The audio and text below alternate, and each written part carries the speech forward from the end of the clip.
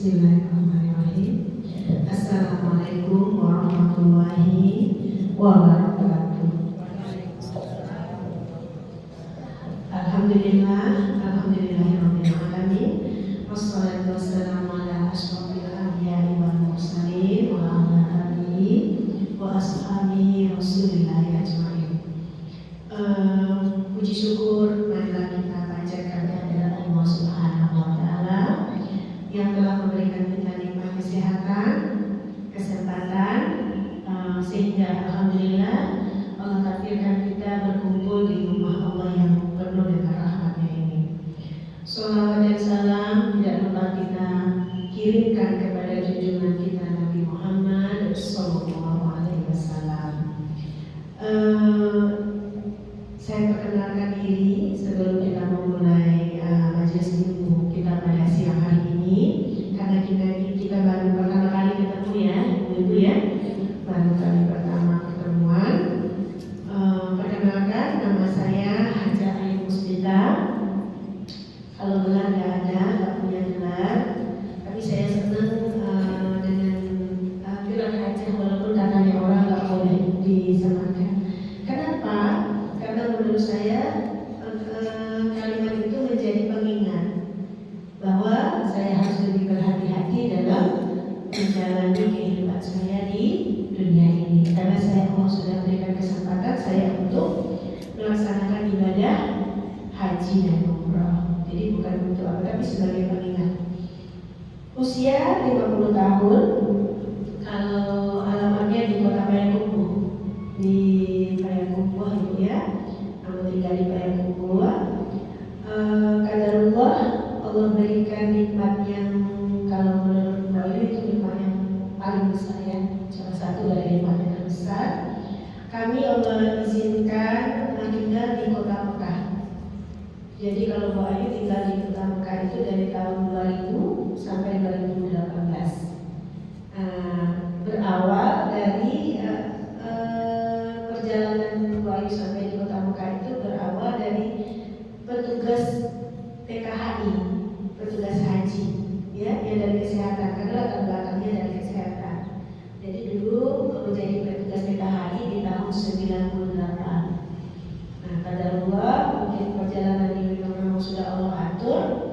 Bu Ayu bertemu dengan suami di Mekah. Jadi suami Bu Ayu sudah tinggal di Kota Mekah itu dari tahun 1984. Beliau masih usia 16. Karena kakak sudah tinggal di Mekah dari tahun 1977. Jadi beliau sudah ikut kakak di Mekah dari usia 16 tahun. Qadarullah tahun 98 kami dipertemukan karena kebetulan suami Bu Ayu bekerja di waktu itu di maktab, ya, pada petugas maktab. Dan kami bertemu di sana. Ternyata Allah sambungkan sehingga berjodoh. Nah, tahun 2000 kami menikah. Jadi dari 98 sampai tahun 2000 itu surat-suratan di zaman kita ya, dulu belum ada HP kan. Nah, kami saling berkabar dengan surat. Nah, alhamdulillah ternyata berjodoh. 2000 kami menikah, dan setelah 2 minggu di rumah setelah balik, dibawa ke Saudi, tinggal di Kota Mekah. Bu Ayu tinggal di daerah Al-Hujun namanya. Jadi kalau ke Masjidil Haram itu kalau jalan kaki dari rumah lebih kurang 15 sampai 20 menit dan sampai dekat. Jadi kami kalau ke Masjidil Haram itu jalan kaki, karena kalau bawa mobil susah parkirnya. Jadi kalau ke Masjidil Haram mesti jalan kaki. Kalau dari rumah sampai Masjidil Haram itu pasti melewati Maklah. Kita Maklah pemakaman yang ada di Kota Mekah. Melewati makam Ibu Khadijah, ibunya kita, Ummul Mukminin. Jadi dari sana tinggal di situ. Selama di Mekah, kegiatan di sana, kalau suami di haji, petugas haji kota di kantor urusan haji daerah Mekah, kantor Mekah, daerah Kecamatan Mekah. Dari awalnya beliau di Mekah, kemudian dari tahun 2020 beliau sudah di kantor Mekah jadi petugas yang apa namanya musiman, kemudian juga di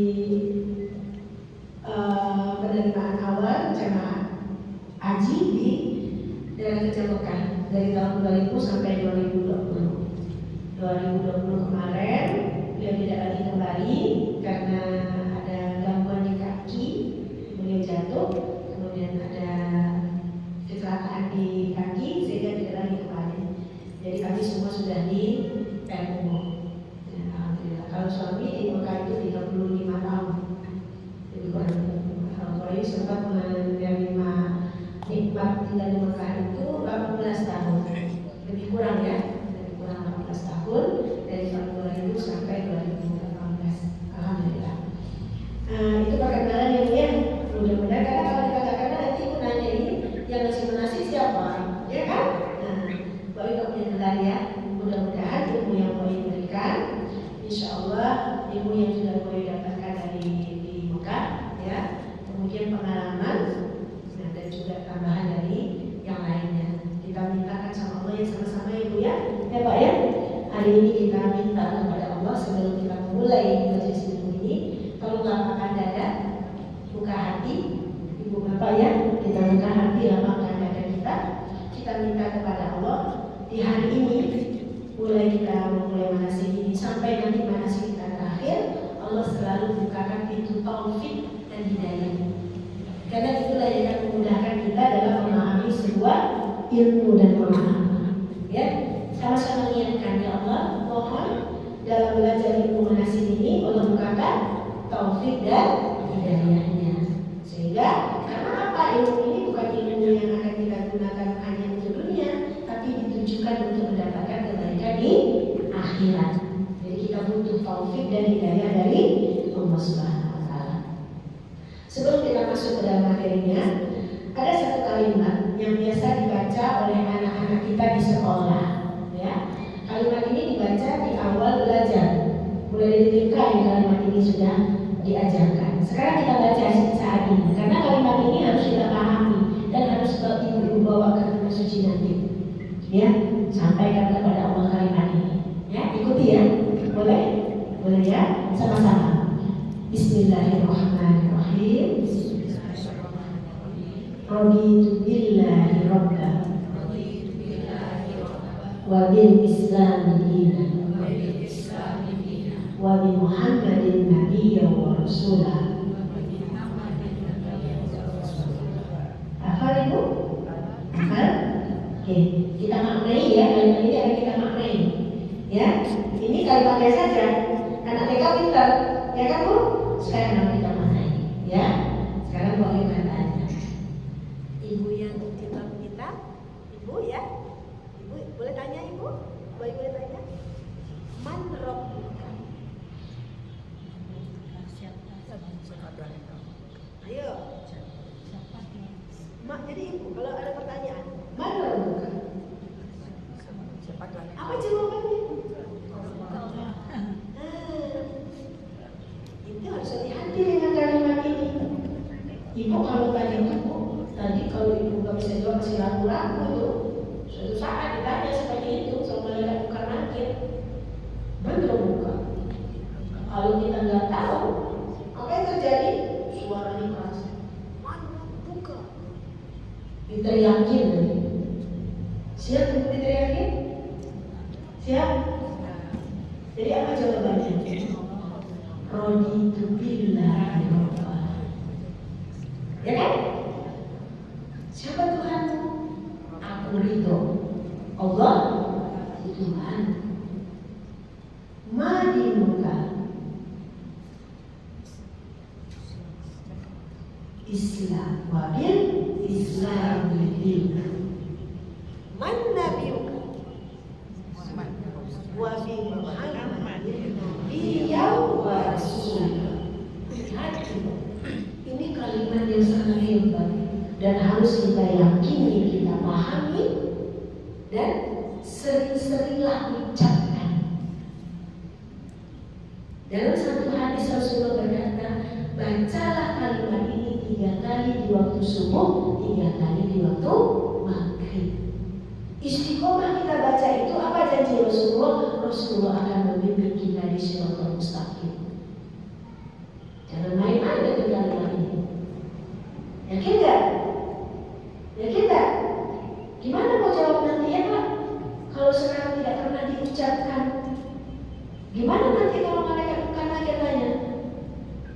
bisa jawab dan tahu ragu. Kalimat ini selalu pertama kali gua yakinkan kepada jamaah yang akan umroh. Kenapa? Bacalah sebanyak mungkin di kota Mekah dan Madinah, dengan meyakinkan Allah dengan apa yang kita ucapkan. Paham itu? Nanti kalau ditanya sama malaikat munkar dan nakir, mana buka bingung. Apa yang terjadi? Diteriakin. Katanya bisa bergoyang, ya kan? Kalau kita tidak bisa jawab, apa yang terjadi? Suara malaikat munkar dan nakir itu membuat berbonceng di bumi. Siap ibu dengarkan? Tidak? Kalimat ini perbanyak ucapan. Setidak-tidaknya harus sholat subuh dan maghrib. Dengan apa? Dengan meyakinkan Allah. Jadi kalimat ini bukan dicoba ucapkan, tapi yakinkan Allah dengan apa kita ucapkan. Ya Allah, aku ridho, hanya Engkaulah Tuhanku. Ya Allah, aku ridho, Islam agamaku. Ya Allah, aku ridho, Nabi Muhammad adalah Nabi dan Rasul. Bukan main-main ini kalimatnya, Pak. Berbanyak ucapkan kalimat ini ketika di kota Mekah dan Madinah. Satu. Yang kedua, pertama kali pandang Ka'bah ucapkan ini. Masuk nanti nampak Ka'bah, baca ini. Karena apa? Itu pintu gerbang kehidupan kita sesudah kita di dunia. Apa pintu gerbang kita? Alam kubur. Kalau nggak bisa jawab, selamat nggak? Di alam kubur tidak selamat, nanti ujungnya neraka. Yakin bu? Makanya kalimat ini diajarkan oleh Rasul agar apa? Agar kita bisa nanti selamat. Kalau kita sering ucapkan itu dengan benar-benar yakin, Allah akan beri kita jalan. Apa jalannya? Agar kita bisa menjalani agama ini dengan benar. Agar kita bisa menyembah Allah dengan benar. Agar kita bisa mencintai Rasulullah dengan benar. Allah akan berikan jalan. Agar dapat jalan itu salah satu cara pertamanya sering-seringlah mengucapkan kalimat tersebut dengan yakin. Dengan apa bu? Yakin. Ya, jadi jangan lupakan kalimat ini. Apa kalimatnya tadi? Coba ibu baca bersama. 1, 2, 3. Raditu billahi rabban wa bil islami dinan wa bi Muhammadin nabiyyan wa rasulah. Dan ada yang dapat. Wajib kembali Pak. Betul kan Pak? Agar apa? Sebanyak yang kita ucapkan selama kita hidup, mudah-mudahan insya Allah Allah memberikan jalan kepada kita sehingga kita bisa menjawab pertanyaan malaikat munkar dan nakir. Itu yang pertama. Ya. Kemudian kita akan masuk ke dalam kita sebelum buat biasanya gini. Setiap mengajar manasik, gua juga mengajarkan manasiknya dulu. Apa yang harus kita pahami dulu? Kita harus memahami apa yang harus kita dapatkan dalam ibadah umrah ini. Nah, sebelum kita masuk ke dalam materi manasiknya, ada 3 pertanyaan yang harus Bapak Ibu jawab. Berapa pertanyaan? 3. Harus terjawab dulu. Kalau kita nggak bisa jawab 3 pertanyaan ini, berarti kita belum punya dasar pemikiran yang baik menuju tanah suci Mekah dan Madinah. Ya. Oke, sekarang Mbak ingin tanya, boleh nggak Bu? Boleh nggak bertanya ini? Boleh ya. Maksud bertanya ini bukan untuk menjatuhkan seseorang atau untuk menguji tidak. Tapi pertanyaan ini boleh sering ditanyakan kepada seseorang dari antara ibu. Nggak perlu takut salah. Ya, kita akan mencari cara berpikir yang benar nanti untuk menuju tanah suci Mekah dan Madinah. Sekarang aku mau tanya, ibu ya, yang kerudung putih, Pak Ibu di sini. Ibu, siapa yang bisa dulu ibu tanya? Ibu ya, boleh bertanya Bu? Ini bukan maksudnya untuk menguji ya, tapi ini pertanyaan yang harus kita tahu jawabannya. Kenapa ibu harus pergi umroh? Ini panggilan oleh Allah. Dipanggil oleh Allah. Karena ibu merasa Allah sedang memanggil ibu. Ya, itu jawaban ibu saat ini. Kalau ibu kenapa ibu umroh? Karena saya ingin untuk pergi ke Mekah, berdoa dan beribadah. Ibu ingin berdoa. Tujuan ibu selama pergi umroh ingin berdoa ke Mekah. Kalau ibu kenapa harus umroh? Kenapa ibu pergi umroh? Menggunakan penghasilan sebagai penghasilan untuk di jalan Allah. Ibu ingin rezeki yang Allah berikan kepada ibu, ibu serahkan kepada Allah. Ya, nah kalau ibu yang jilbab merah, kenapa ibu umroh? Nah, apa ya? Kenapa ibu nggak tahu nggak apa justru Bu Ayu ingin memberikan yang jelas ya, agar ibu tahu kenapa saya harus umroh. Ya, jangan beko, wadah tahu tujuan yang terjadi umroh. Harus tahu dulu mengapa kita harus umroh. Kenapa kita harus umroh? Rasulullah berkata kepada Ibnu Abbas, ya, apa kata Rasulullah? Hendaklah ini dulu.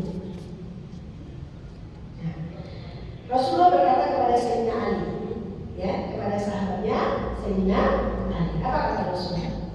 Barang siapa yang sudah memiliki bekal dan kendaraan, lalu dia tidak pergi melaksanakan ibadah haji atau umrah, dia sudah punya bekal rezeki dan kendaraan. Kemudian dia tidak pergi melaksanakan ibadah haji dan umrah, ya. Maka apabila sebelum dia melaksanakan itu dia sudah punya bekal, kemudian ada kendaraan, tapi dia tidak melaksanakan, ternyata apa yang terjadi? Allah memanggilnya sebelum dia sampai berangkat haji dan umrah. Apa ancamannya? Silakan orang tersebut mati dalam keadaan Yahudi atau Nasrani. Nah, ancaman bagi orang yang sudah Allah titipkan rezeki. Rezekinya sudah ada, uang sudah ada cukup untuk ke tanah suci, tapi dia tidak mau. Berarti bukan hanya panggilan, tapi perintah yang harus dikerjakan. Apa ancamannya? Silakan mati dalam keadaan yang tidak Nasrani. Bahayanya ya Pak ya. Satu. Yang kedua, Rasulullah berkata kepada Ibnu Abbas, apa kata Rasulullah? Hendaklah kalian segerakan untuk melaksanakan ibadah haji dan umrah ini, disegerakan. Lahadu rasaki, segerakan, jangan tunggu-tunggu. Kenapa? Karena kamu tidak akan tahu, kata Rasulullah, apa yang akan menghalangimu di waktu itu. Kita tidak tahu apa yang akan menghalangi kita nanti. Lahadu rasaki bertahan-tahan, masih belum mau melakukan kewajiban rukun Islam yang kelima. Kita tidak tahu apa yang terjadi, ternyata dipanggil sebelum melaksanakan itu. Apa akibatnya? Pilih salah satu. Apa itu?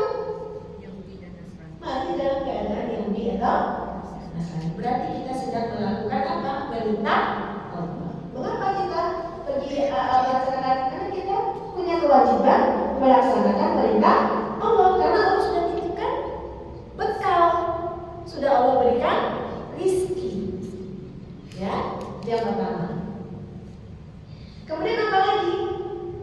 Dari ibadah haji antara umrah dengan umrah itu adalah pelebur dosa.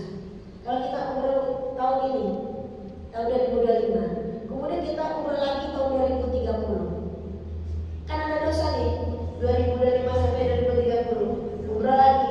Kalau kita diampuni, pelebur dosa di antara itu. Ya, makanya orang sering bolak-balik umrah. Karena apa? Dia ingin setelah umrah dia diampuni, kemudian dia ada rezeki lagi dia pergi, dia akan mendapatkan ampunan kembali. Itu dasarnya kenapa kita harus pergi haji dan umrah. Itu pertanyaan pertama, mengapa? Berarti kita sedang melakukan sesuatu yang Allah perintahkan. Dan kalau kita tidak lakukan ada ancaman. Ya, nah, jadi kita sedang memberikan sesuatu yang Allah inginkan dari diri kita. Itu pertanyaan. Kemudian yang pertama pertanyaannya mengapa? Oke? Mengapa kita umroh? Di samping hal tersebut, kenapa kita umroh? Karena di ibadah ini, ibadah haji dan umroh ada janji Allah. Dari ibadah haji dan umroh ini Allah menjanjikan sesuatu. Kita mulai ya, kita mulai. Untuk syahadat itu memang pernyataan kita sebagai yang membutuhkan kita bahwa kita adalah hamba Allah dan umat Rasulullah. Yang kedua rukun Islam apa? Sholat, benar? Sholat ya, rukun Islam sepakat ya, sholat. Apa yang Allah janjikan dengan sholat kita? Apa yang di Al-Quran disebutkan bahwa sholat itu ada yang Allah janjikan dengan sholat yang kita lakukan? Anil masa. Sholat itu mencegah perbuatan keji dan munkar. Itu janji Allah untuk sholat. Kalau kita laksanakan sholat dengan baik, maka kita akan dihindarkan dari perbuatan keji dan munkar. Dan sekarang kita lanjut puasa. Apa yang Allah janjikan untuk puasa yang kita lakukan? La'allakum tattaqun. Dengan berpuasa kita akan menjadi orang yang bertakwa. Ya, menjadi orang yang memiliki ketakwaan kepada Allah. Kalau zakat apa yang Allah janjikan?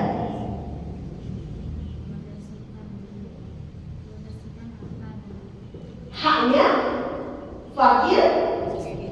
Allah membersihkan harta kita. Allah sedang menjanjikan dibersihkan kita dari hisab harta. Di mana harta kita itu ada hak dari fakir dan miskin. Dan terakhir ibadah haji atau umrah. Apa janji Allah untuk haji dan umrah? Tidak ada balasan bagi orang yang berhaji dan umrah yang menyempurnakan ibadah haji dan umrahnya. Ya, tidak ada balasan bagi orang yang menyempurnakan ibadah haji dan umrahnya kecuali surga. Sholat belum dapat surga Pak. Baru mencegah perbuatan keji dan munkar. Puasa agar kita bertakwa. Zakat agar kita bersih dari haknya orang lain. Haji dijanjikan, haji dan umrah Allah janjikan surga. Tidak ada balasan bagi haji dan umrah dan makruran kecuali surga. Jadi ibu kini mengapain tanah suci? Pertama, memenuhi perintah Allah. Kalau tidak dipenuhi ada ancaman. Kedua, untuk mendapatkan surga. Ibu mau surga? Sempurnakan.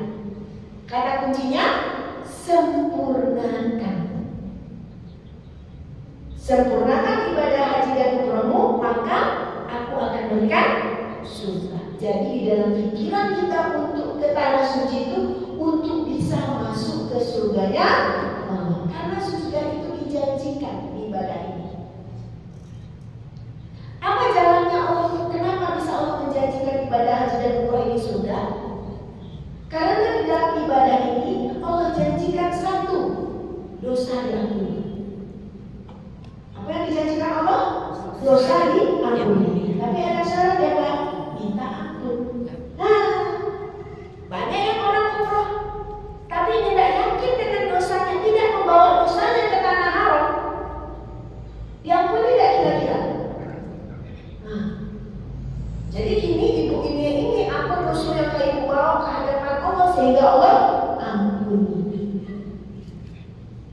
Yang kedua, doa dikabulkan. Minta apapun ketika umroh nanti Pak, insya Allah dikabulkan. Insya Allah dikabulkan. Yang ketiga, Allah akan mengganti berlipat-lipat apa yang kita korbankan untuk ibadah.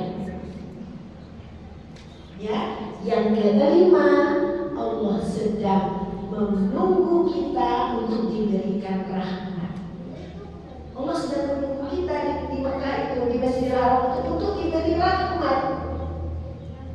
Kita disiapkan dipanggil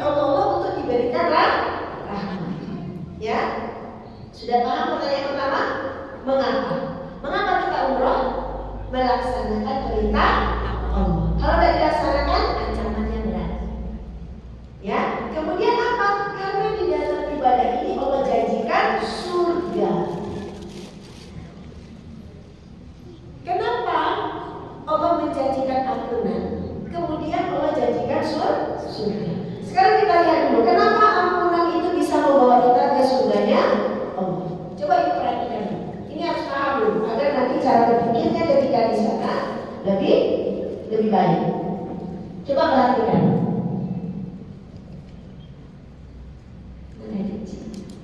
Oke, ya. Kenapa umroh dan haji itu bisa membawa kita ke surganya Allah? Coba perhatikan. Kenapa Allah janjikan hal seperti itu sehingga ibadah ini akan membawa kita ke surganya Allah? Walaupun ibadah lain juga bisa membawa kita ke surganya Allah. Sekarang ini kita lihat ada 3 benda. Kita umpamakan ini nikmat Allah besarnya. Ya, ini ilustrasi ya. Ini nikmat Allah besarnya. Ini dosa yang kita kerjakan. Ini ilustrasinya. Ini pahala. Kira-kira Bapak sepakat nggak kondisi Bapak seperti ini? Ini nikmat yang Allah berikan ke Bapak besarnya. Ini pahala yang Bapak sudah kerjakan. Ini dosa yang sudah dikerjakan. Ini pahala. Kira-kira segitu nggak Pak? Perbandingannya. Sepakat nggak Pak? Bapak sepakat? Ibu sepakat nggak? Dengan diri yang ibu sendiri sepakat nggak?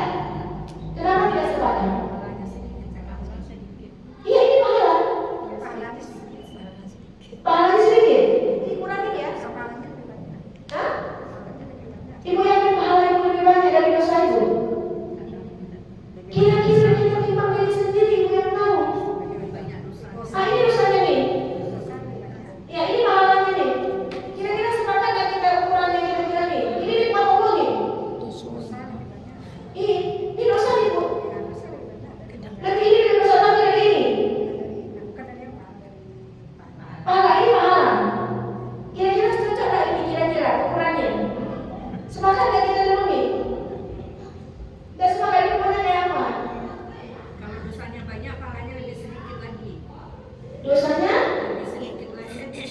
Kalau dosanya banyak, pahalanya lebih kurang dari itu lagi. Berarti lebih kecil lagi dari ini ya? Kita kecilkan lagi ternyata. Ibu boleh dikecilkan. Segini nih pahala ibu. Ya? Bandingkan ibu sekarang bandingkan berapa banyak kesalahan ibu dengan amal ibu itu maksudnya. Sepakat nggak dengan ukuran ini? Ini amal ibu nih. Ini dosa ibu nih. Ini nikmat yang Allah berikan nih sebanyak-banyaknya.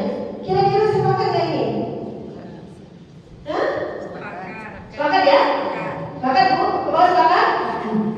Kenapa Allah menjanjikan surga bagi orang yang umroh tanpa hiburan? Kenapa? Karena Allah janjikan ampunan.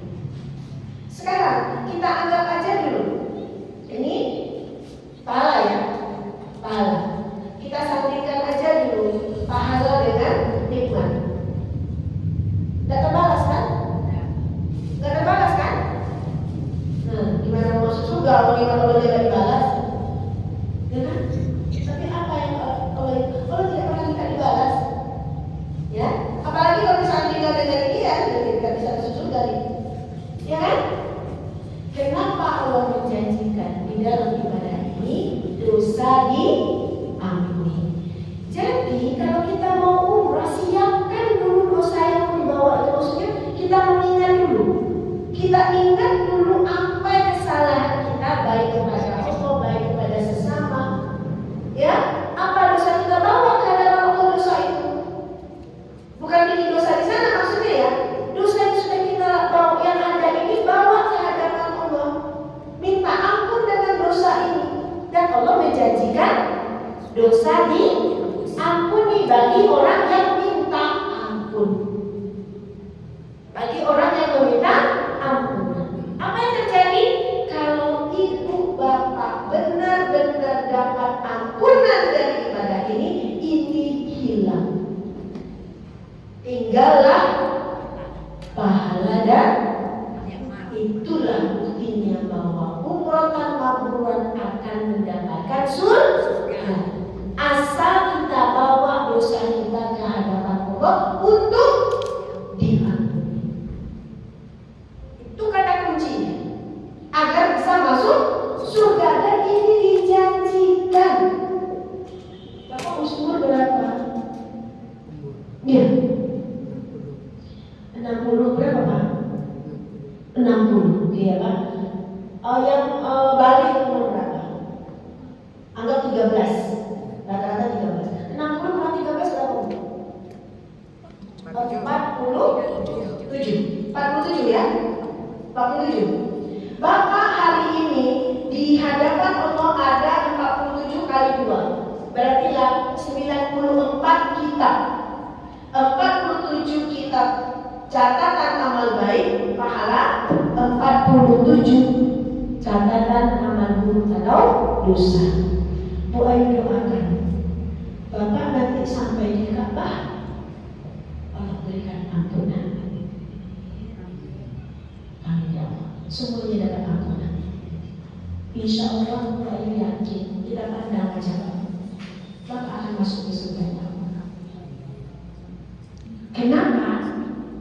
47 kitab buku catatan amal buruknya dibersihkan oleh Allah.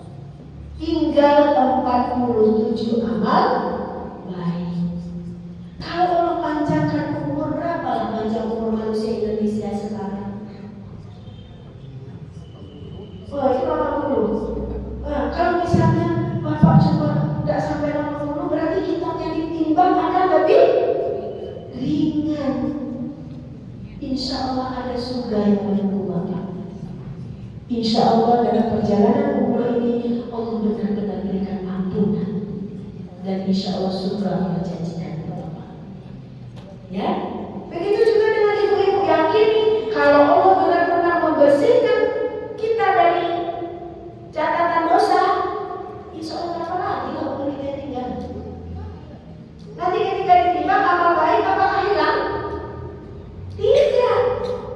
Allah hanya sanggup membersihkan catatan amal buruk. Allah tidak pernah dan tidak mampu dan tidak bisa membersihkan amal baik kita walaupun sebesar zarah. Itu makanya ibadah ini janjinya adalah surga. Itu yang kita kejar. Itu yang sedang kita ikhtiarkan. Ya. Nah, ini harus dipahami betul. Agar apa? Semangatnya minta ampun nanti di kota Mekah dan Madinah kuat. Semangat untuk bertobat itu kuat. Karena itu yang diinginkan Allah. Kita datang dalam keadaan bertobat, memohon ampunan. Ya. Pertanyaan pertama sudah terjawab. Kira-kira sudah ada perubahan cara berpikir? Itu penting. Yang kedua, pertanyaan kedua. Siapa kita ketika kita berada di tanah suci Mekah dan Madinah? Siapa? Tamu Allah. Sepakat? Tamu. Kita menuju Mekah dan Madinah, status kita, derajat kita sebagai tamu. Ya, sepakat dulu. Kita tamu Allah. Karena kita tahu, kita harus tahu dulu apa kewajiban tamu kepada tuan rumah. Apa yang diajarkan di agama kita? Apa kewajiban kita kepada tuan rumah? Apa yang harus kita lakukan kepada tuan rumah? Ini kita bertamu ke rumah orang.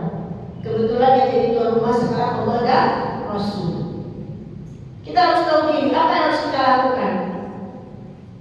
Kewajiban sebagai tamu adalah memuliakan tuan rumah. Betul Bu? Itu kan yang diajarkan. Apa yang diajarkan dalam agama Islam ketika kita menjadi tamu? Muliakan tuan.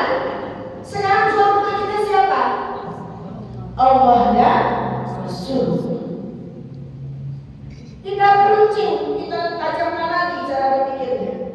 Karena kita tamu yang berkewajiban memuliakan tuan rumah, gimana caranya? Gimana caranya agar kita bisa memuliakan? Apa yang harus kita lakukan? Kira-kira yang terpikirkan apa itu? Buat tuan rumah senang. Betul nggak? Kita bertamu, tapi membuat tuan rumah sakit hati. Itu kan yang diajarkan agama kita? Tidak. Ketika kita menjadi tamu, apa yang harus kita lakukan? Memuliakan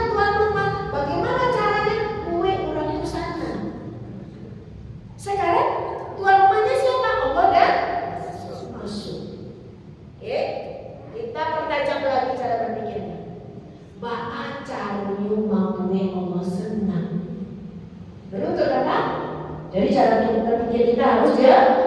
Ba'a carunyo, ketika kita menjadi tamu Allah, Allah itu gembira dengan kedatangan kita. Allah itu gembira ketika melihat kita berada di tanah suci Mekah dan Madinah. Ibu tahu Ba'a carunyo Allah senang? Ya, Allah itu sangat senang, sangat gembira ketika melihat dan mendengar hambanya meminta ampun. Subhanallah. Apa yang sangat disukai Allah dari hambanya? Ketika dia melihat, mendengar hambanya itu menangis, meminta ampunan. Nah, itu yang disukai Allah, itu yang suka. Dalam kitab Riyadhus Shalihin diceritakan seperti apa gembiranya Allah ketika melihat hambanya minta ampun. Digambarkan seperti apa? Kayak apa ilustrasinya kegembiraan Allah itu ketika melihat hambanya minta ampun. Apa yang diceritakan dalam kitab itu? Gembiranya Allah ketika melihat hambanya memohon ampun ibarat seperti seseorang yang terdampar di padang pasir. Lihat bayang di padang pasir? Padang pasir tadi tidak ada ujungnya, kenapa ujung? Yang ada hanya senatan matahari sama pasir. Ketika orang itu berada, ini ibaratnya ya, dengan gembiranya Allah, ketika seorang berada di padang pasir, kebetulan di waktu ke padang pasir itu dibawa berbekalan, ada unta yang mengawali. Ada unta, di atas unta itu ada perbekalan, ada airnya, ada makanannya, ada tendanya, dan itulah, ya. Tiba-tiba ketika berada di padang pasir itu, unta lari. Tinggallah si orang itu seorang diri di padang pasir. Lari si unta, apa ini? Bapak saya ibu di padang pasir membawa unta. Di atas unta ada air, ada makanan, ada tenda yang bisa melindungi orang dan bisa mengelola dalam perjalanan. Tiba-tiba unta itu lari. Takut kan? Nah, gembiranya Allah diibaratkan ketika dalam beberapa hari unta itu lari, beberapa hari kemudian dia datang. Ba'a suasana lagi. Ba'a suasana lagi. Awal unta hilang di padang pasir. Setelah beberapa hari ala wala haus sang lalaki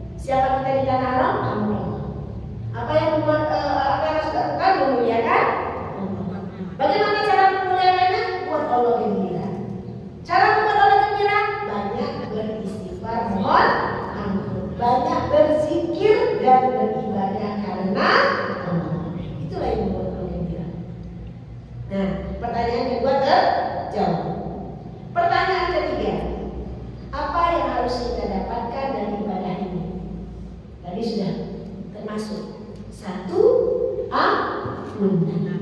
Kedua, rahmat Allah. Yang ketiga, surganya Allah. Itu yang harus kita serahkan.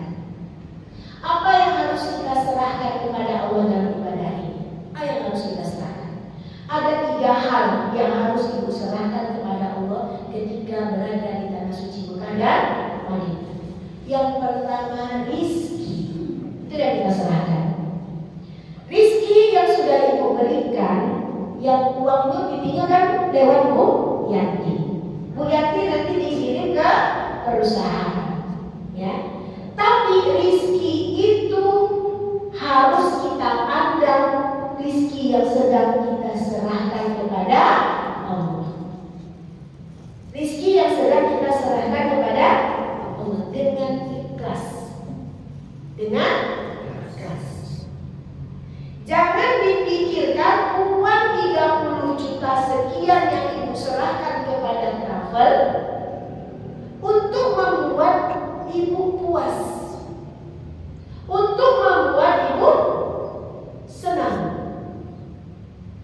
Nah, ini yang sering terjadi nih. Sekian juta pikir untuk travel, mereka ada sesuatu yang berkendala di jalan, mereka timbullah banyak umpatan. Berarti orang itu tidak menyerahkan rezekinya kepada Allah.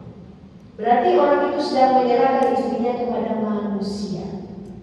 Kenapa? Karena perjalanan ini akan diuji oleh Allah. Jangan berharap senang. Apapun sebaik apapun travel, semahal apapun fasilitas yang diberikannya, kalau Allah berkehendak, Allah menguji bapak dan ibu, di waktu itulah kita akan merasakan ujian itu. Dan kita harus waspada bahwa ujian itu adalah cara Allah untuk memberikan kita ampunan dan pahala. Ujian yang kita lalui dalam perjalanan ini adalah cara Allah untuk bisa memberikan kita ampunan dan pahala. Bagaimana cara menghadapinya? Perbanyak rasa sabar dan syukur. Ini harus dibawa. Harus dibawa. Jangan berharap, oh iya kita bayar mahal sekian, berarti hotelnya bagus, makannya enak. Kalau mau makan enak, jangan pergi ke Mekah. Carilah tempat makan yang enak, banyak di sini. Kalau mau tidur lama, cari hotel yang lain, nggak usah mewah makan. Ya kan? Kita akan diuji. Kenapa? Karena Allah akan menentukan siapa yang diberikan ampunan dan siapa yang akan diberikan pahala. Jangan terkecoh.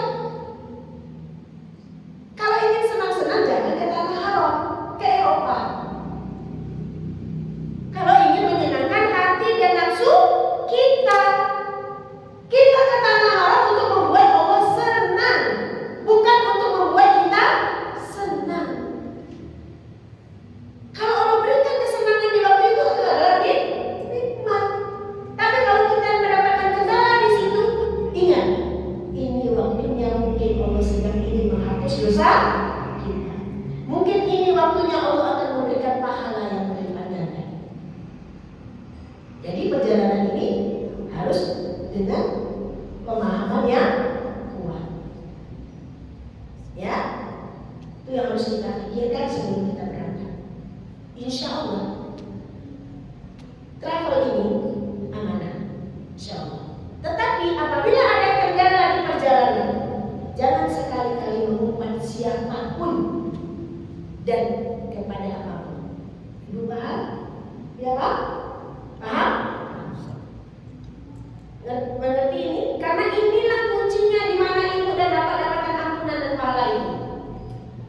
Beko ibu dan bapak kan diuji, sesama kawan diuji, suasana lingkungan diuji, dinginkah, panaskah, berhimpitan-kah, akan Allah uji. Ya? Jadi jangan pikirkan yang senang. Pikirkan di hati ini sampai di Mekah kita membuat Allah senang.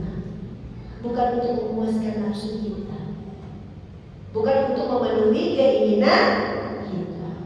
Karena ini apa? Surga ujungnya yang akan kita kejar. Surga yang harus kita dapatkan.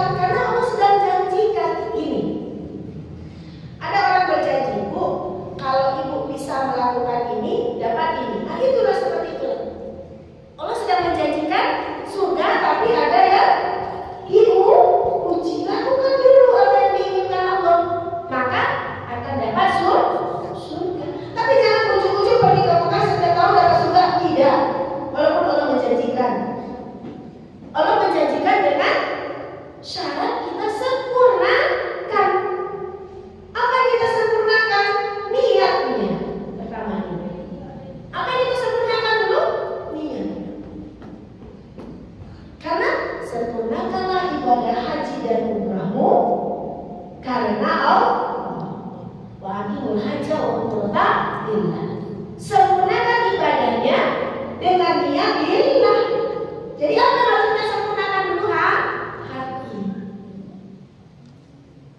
Nah, itu yang harus kita kerjakan di tanah suci Mekah dan Madinah. 3 pertanyaan tadi sudah terjawab Bapak Ibu? Sudah terjawab? Sudah paham Bapak Ibu? Jadi jangan sia-siakan. Ibu dipanggil untuk apa? Ibu bapak dipanggil dalam ibadah ini kan panggilan tadi kan? Kenapa ibu? Karena dipanggil, karena ada panggilan. Panggil, sini kata Allah. Ayo datang padaku. Di mana tempatnya? Di kota Mekah dan Madinah kata Allah dan Rasul. Ayo datang ke sini. Apa yang sudah dijanjikan? Surga. Jadi harus pikirkan. Kita berusaha untuk bisa masuk ke surganya Allah karena sedang dijanjikan oleh Allah. Tapi apa syaratnya? Sempurnakan caranya, sempurnakan hatinya. Wa aqimul hajja wa umrata lillah.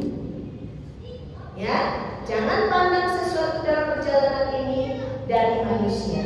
Pandanglah apapun yang terjadi, apapun yang kita dapatkan itu adalah hidangan yang sedang Allah berikan karena kita tamu. Sampai di sini bisa dipahami Bu? Bisa?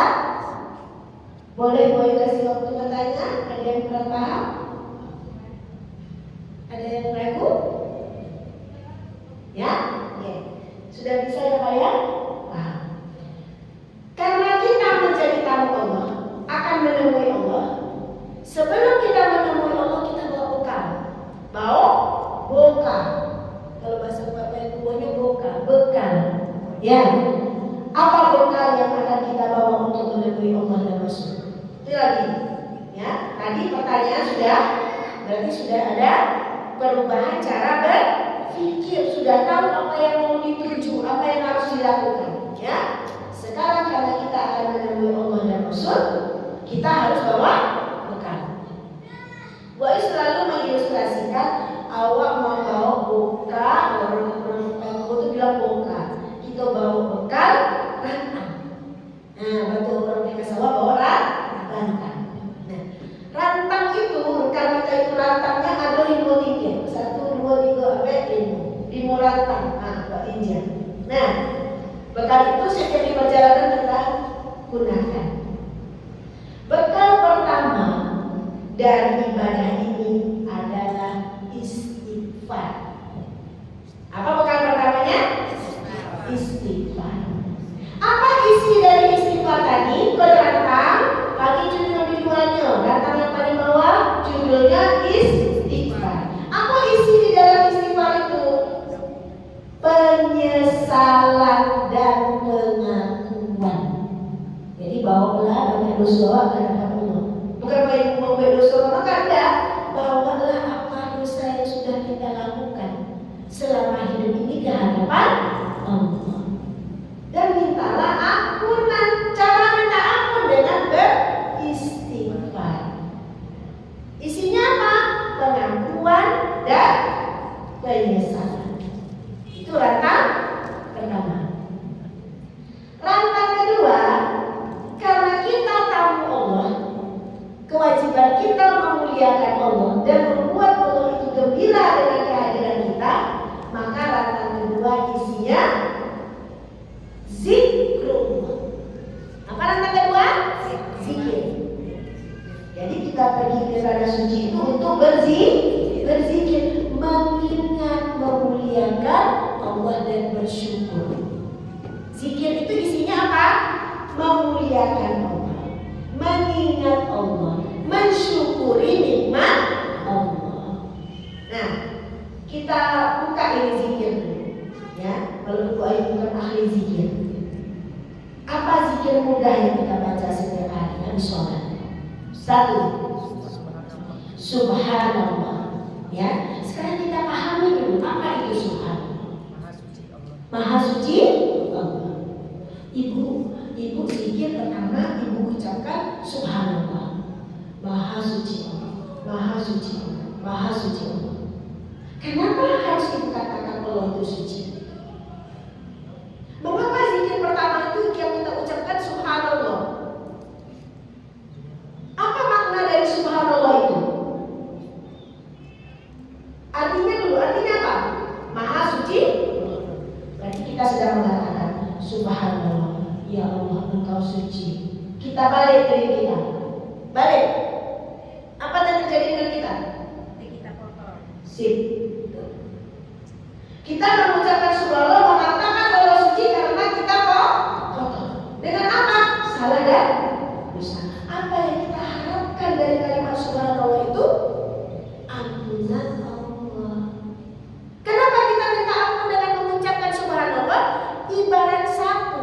Bisa enggak sapu kotor membersihkan lantai kotor? Itulah subhanallah. Karena Allah yang suci yang bisa mensucikan kita sehingga kita mendapatkan ampunan Allah. Jadi subhanallahnya terisi.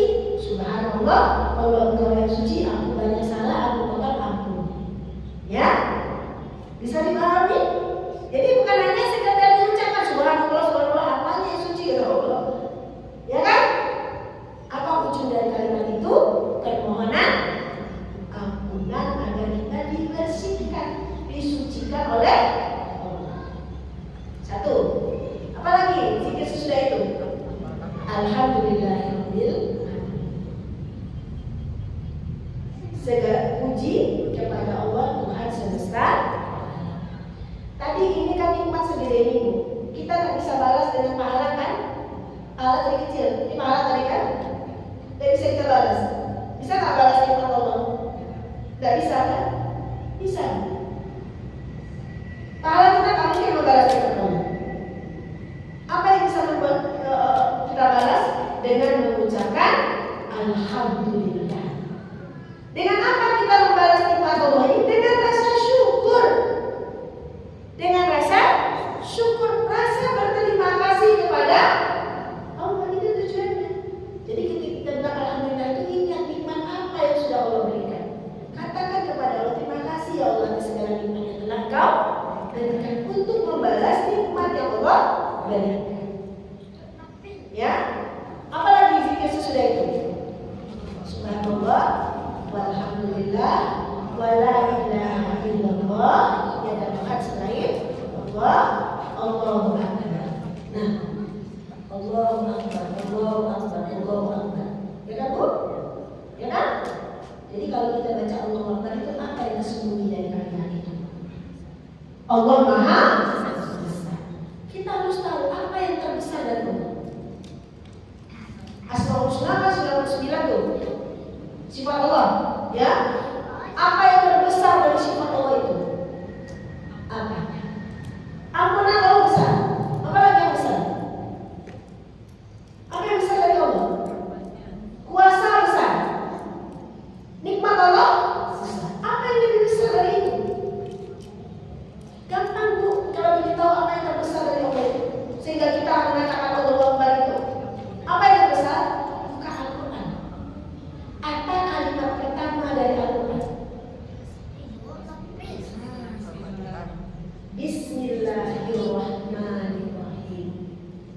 Apa yang terbesar dari Allah? Rahman Rahim. Itulah yang terbesar. Takkan masuk surga seseorang kecuali karena kasih sayang Allah.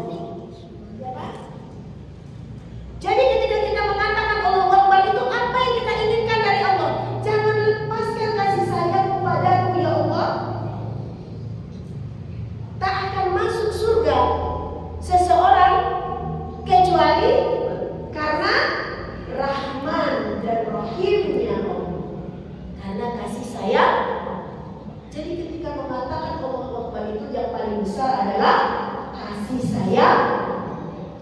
Jadi ketika kita baca Allahu Akbar itu minta, ya Allah Engkau Maha Besar. Yang terbesar dari dirimu adalah kasih sayang. Jangan lepaskan aku dari kasih sayang. La haula wala quwata illa billah. Tiada daya dan upaya kecuali karena kekuasaan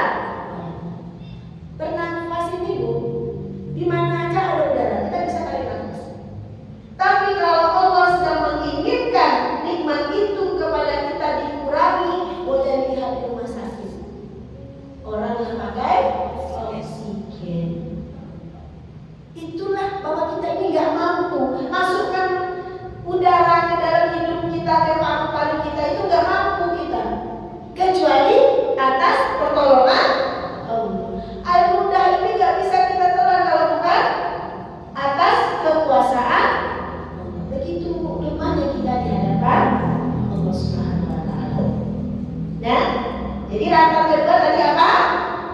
Zikrullah. Zikirnya sudah mulai terisi. Sudah dipahami zikirnya? Kenapa kita baca subhanallah? Apa tujuannya kita membaca alhamdulillah? Apa tujuannya kita bertakbir Allahu Akbar? Apa tujuannya kita membaca la haula wala quwata illa billah? Jadi sudah terisi dengan maknanya. Sepakat? Sudah berapa rantang kita? Rantang kita 2. Kita akan masuk ke rantang ketiga dan keempat.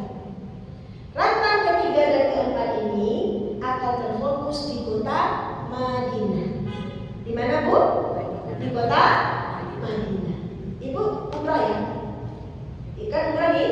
Ya, insyaallah. Di Madinah umrah juga?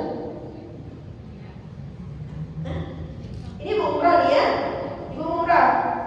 Terus ke Madinah umrah juga? Hah? Ke Madinah udah umrah juga? Oke ya. Jadi umrah itu nggak ada di Madinah, nggak ada umrah di Madinah. Umrah itu cuma di Mekah. Ya, tidak ada umrah di Madinah. Sepakat? Sepakat? Ngapain ibu pergi umrah ke Madinah? Coba sekarang tanya, ngapain ke Madinah? Hah? Ziarah ke makam Nabi. Nabi udah meninggal berarti ya? Berarti Nabi mati. Oke, sepakat nggak? Sepakat Nabi mati, Rasulullah mati. Kenapa? Sepakat dulu kita. Bapak sepakat nggak Rasulullah itu mati?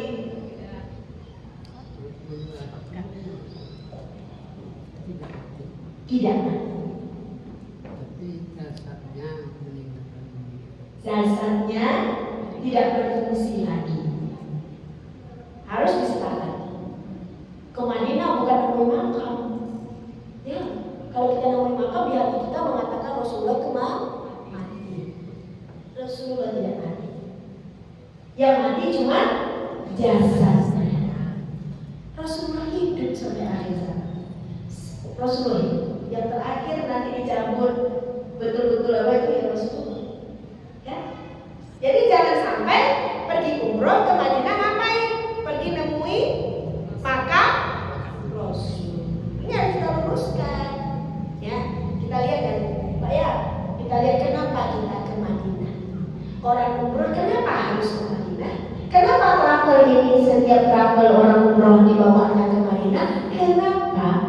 Padahal umroh tidak ada di Madinah. Haji tidak ada di Madinah. Haji cuma di Mekah. Umroh cuma di kota. Tapi kenapa orang haji dan umroh dibawa ke Madinah? Kenapa? Untuk menemui baginda Rasulullah SAW. Ya, kenapa? Kita kulitnya. Rasulullah berkata kepada sahabatnya bernama Abu Hurairah. Ya, oh belum. Jangan dulu ya. Kepada Umar bin Khattab, apa kata Rasulullah?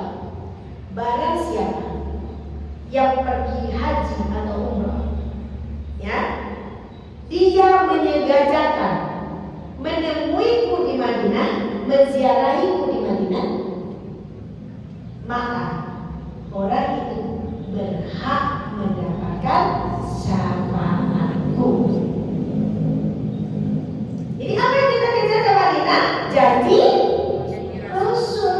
Di Mekah ada janji Allah, di Madinah ada janji Rasul. Apa yang dijanjikan Rasul? Siapa yang pergi haji atau umroh menyengajakan untuk menemuiku ke kota Madinah, maka dia berhak mendapatkan syafaat. Ya, satu. Kemudian itu kalau kita datangi, kalau kita umroh pergi, mendapatkan syafaat. Tapi kalau dibalik, apabila ada orang yang berhaji atau umroh, dia tidak menziarahiku ke Madinah, kata Rasulullah, berarti satu, dia terhalang dariku, berarti tidak diberikan syafaat. Dua, berarti dia tidak mencintaiku, kata Rasul. Kalau kita pergi haji dan umrah dan menziarahi Rasul, apa yang terjadi? Rasulullah marah. Apa kata Rasulullah? Orang ini dia sudah pergi haji dan umrah dan menziarahi, tidak menemuiku. Berarti dia terhalang dariku, kata Rasul. Yang kedua, dia tidak mencintaiku. Ya. Yang ketiga, dia sedang menyakitiku, kata Rasul. Makanya ibadah haji dan umroh ini selalu diiringi dengan ziarah menemui Rasulullah di kota Madinah. Agar apa? Kita mendapatkan janji Rasul berupa syafaat. Ya. Jadi kita mengejar apa ke Madinah?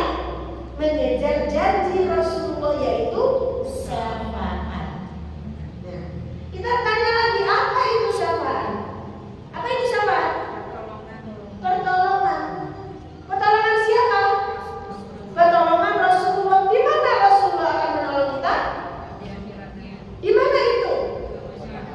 Tempat-tempat ya Pak ya? 4. Rasulullah tunggu kita. 1 di padang. Kalau Rasulullah akan berikan syafaat, pertolongan.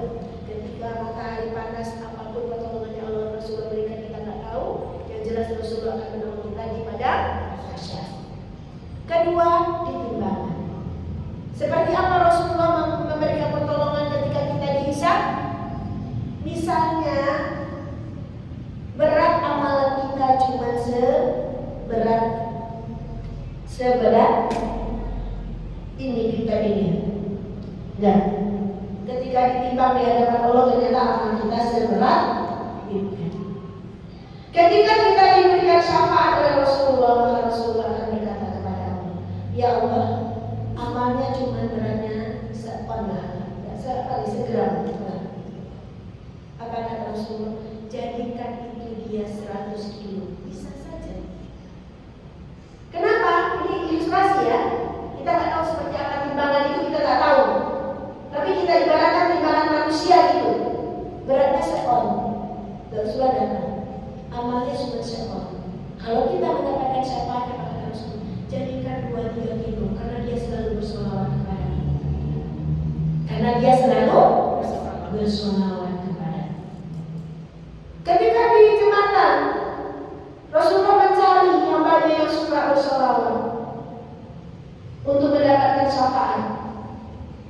Apa kata Rasulullah? Lebarkan jalannya ya Allah. Kenapa dia bersolawat kepada? Ada satu ibadah, ya, berhubungan dengan sholawat ini. Ada satu ibadah, satu amalan, di mana hal itu juga dilakukan oleh Rasul. Dilakukan oleh Allah dan para malaikat. Amalan itu kan biasanya manusia ya, kita yang melakukan, ya kan? Hamba Allah ini yang melakukan. Tetapi amalan ini juga dilakukan oleh Allah. Allah juga melakukan hal yang serupa. Bahkan malaikat pun ikut melakukannya. Apa amalannya? Sholawat. Apa dalilnya? Innallaha wa malaikatahu yusholluna 'alan nabi. Sesungguhnya Allah dan malaikat itu bersolawat kepada Rasulullah. Kalimat pertama. Lanjutkan kalimat kedua. Kalimat perintah. Kalimat pertama kalimat yang mengabarkan, ya kan? Lanjut kalimat kedua. Apa kalimatnya? Ya ayyuhalladzina amanu. Hai orang-orang yang ada iman di dadanya.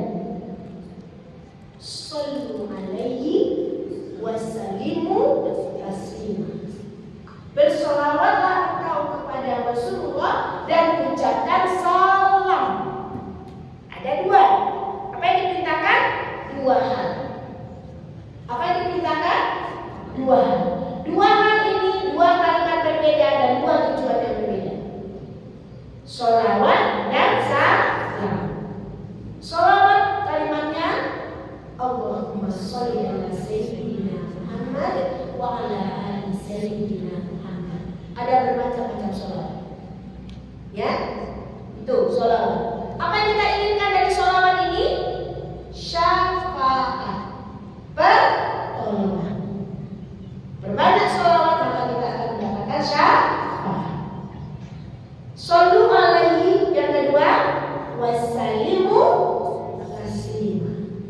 ucapkan salam.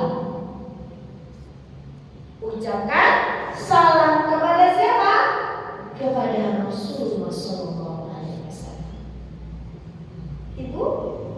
Ibu pernah ucapkan salam nggak kepada Rasul? Ada. Kapan itu? Kapan? Lo karena sholat. Apa ucapannya? Apa kalimat salam? Ya baca Allahumma sholli ala sayyidina Muhammad. Tapi itu sholawat. Ya, Salam.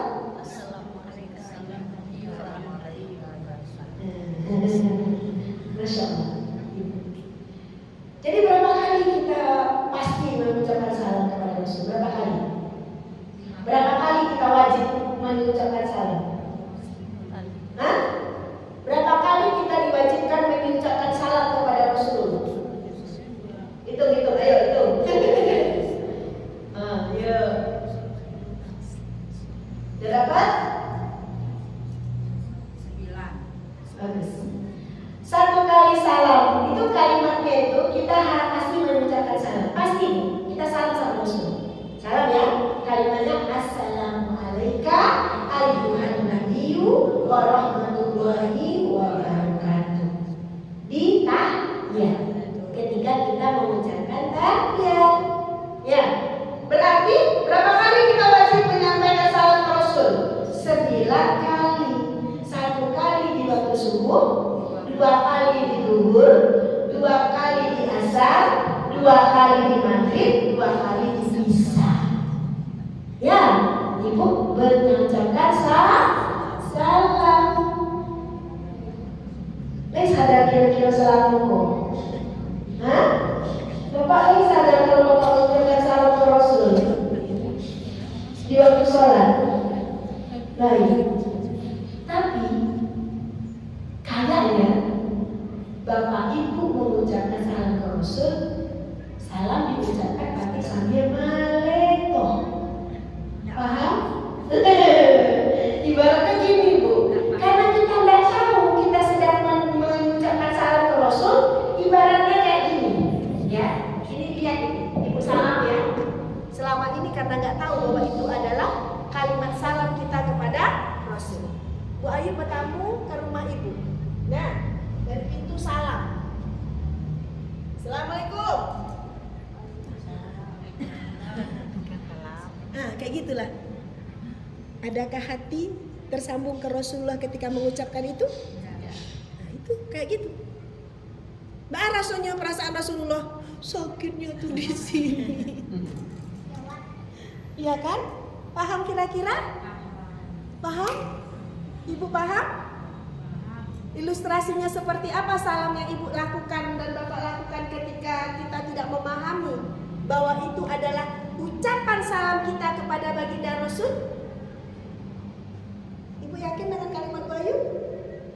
Yang ibu lakukan selama ini, ibu yakin? Kurang yakin. Jadi ibu sudah waktu ibu tahiyat ketika salam sudah adakah hati ibu tersambung dengan Rasulullah? kurang yakin. Belum. Kalau dalam sholat Karena belum paham. hanya sekedar membaca. Hanya Bacaannya seperti ini, maknanya nggak seperti itu.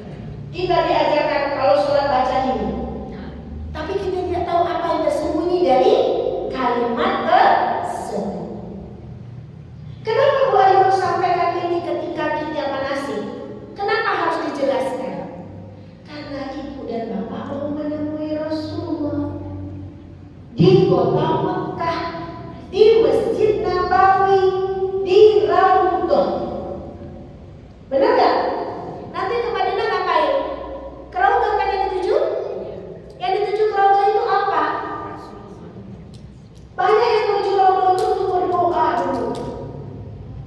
Udah siap tuh, mau berangkat ke Raudhah, udah diteliti dulu doa apa yang mau diminta di Raudhah. Nah itu banyak yang seperti itu. Padahal yang utama yang harus kita lakukan di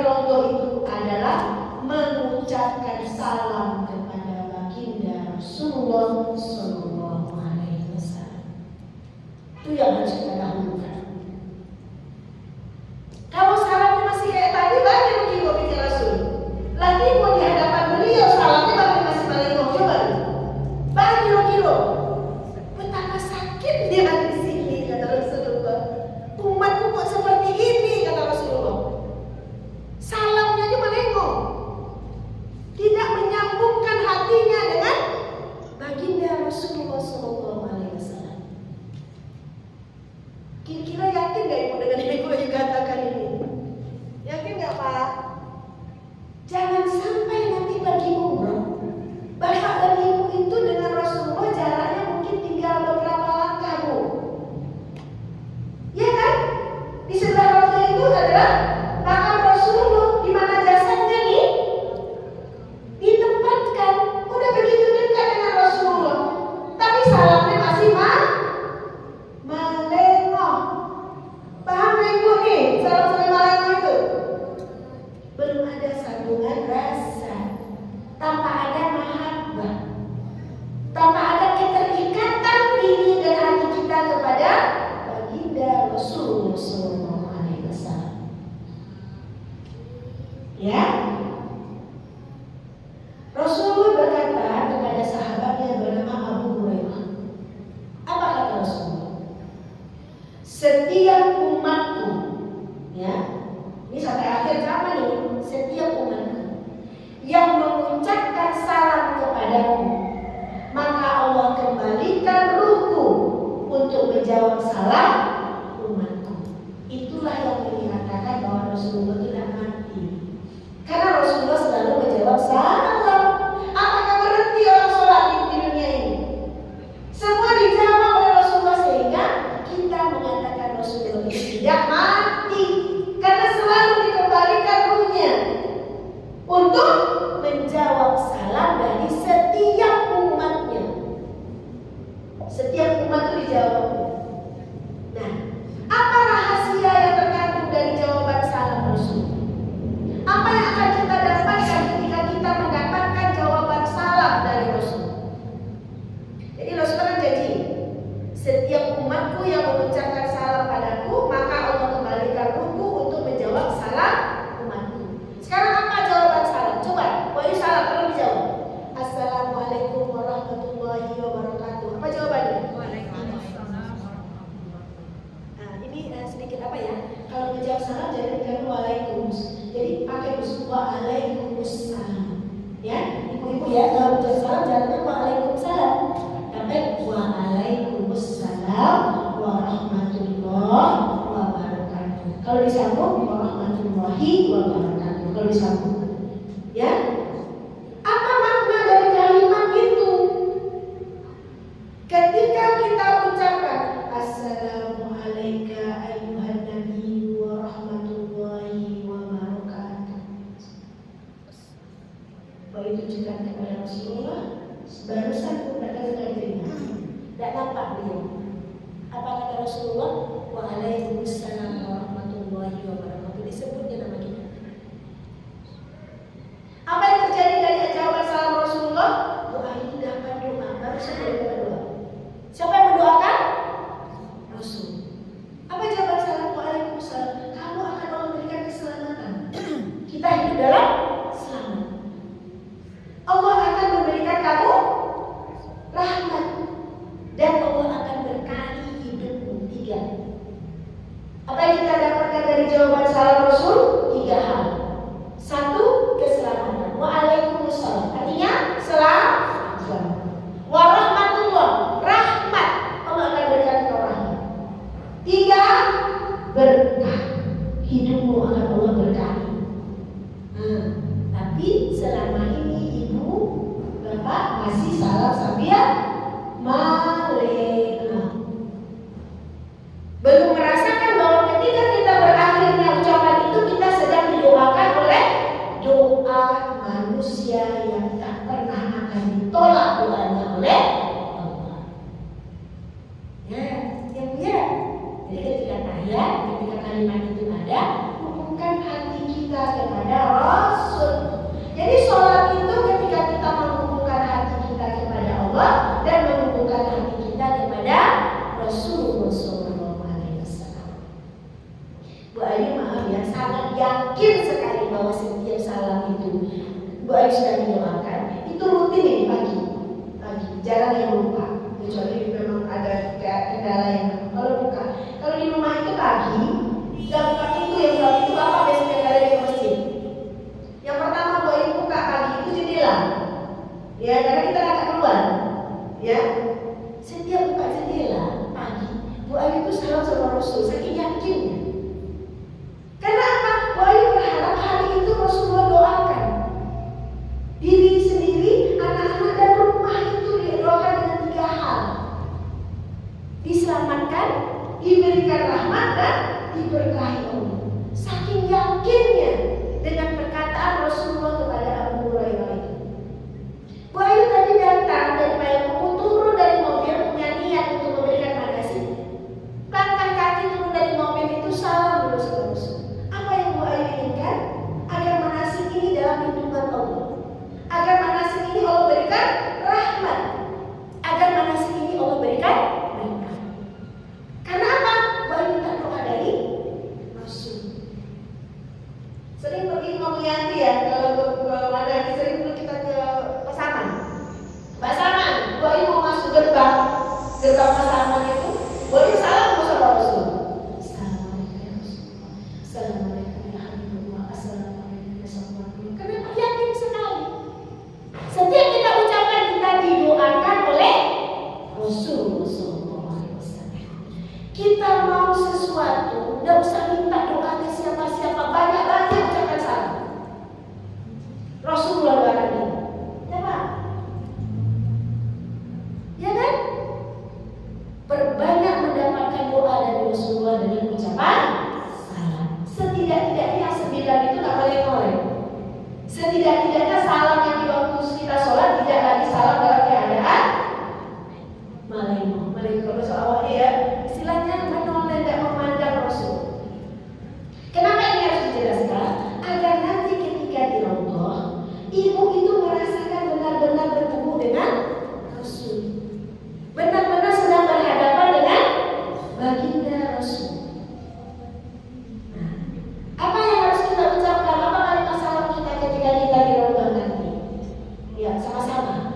Assalamualaikum ya Rasulullah. Satu, ulang. Assalamualaikum ya Rasulullah. Assalamualaikum ya Habibullah. Assalamualaikum ya Safwatullah. Assalamualaikum ayyuhan nabiyyu wa rahmatullahi wa barakatuh. Itu yang akan kita ucapkan. Apa yang kita inginkan dari ucapan kita? Dapat doa. Siapa yang mendoakan? Rasul. Dari sekarang perbanyak salam. Di mana saja boleh kita bersalam kepada Rasul. Di mana saja. Asal hati tergetar ingat dengan Rasulullah SAW. Dengan sholawat misalnya, kalau ada sholawat di masjid, kayaknya hati tergetar dengan sholawat itu salam. Atau ibu punya masalah, ingin dapat solusi, perbanyak salam, karena kita dalam doa. Nah, jadi rantang ketiga dan keempat, kita kan bercerita tentang rantang tadi, bekal kita. Rantang ketiga dan keempat adalah sholawat dan salam. Ya, jadi bekal kita sudah berapa rantang? 4. Tinggal yang terakhir rantang ibadah. Ibadah apa saja yang akan kita kerjakan di kota Mekah dan Madinah. Bagaimana cara melaksanakan ibadah umroh? Ya, nah itulah yang harus kita pahami untuk menuju 2 kota suci Mekah dan Madinah. Ke Mekah kita mengejar janji Allah. Apa janji Allah? Ampunan, surga, dan rahmat Allah.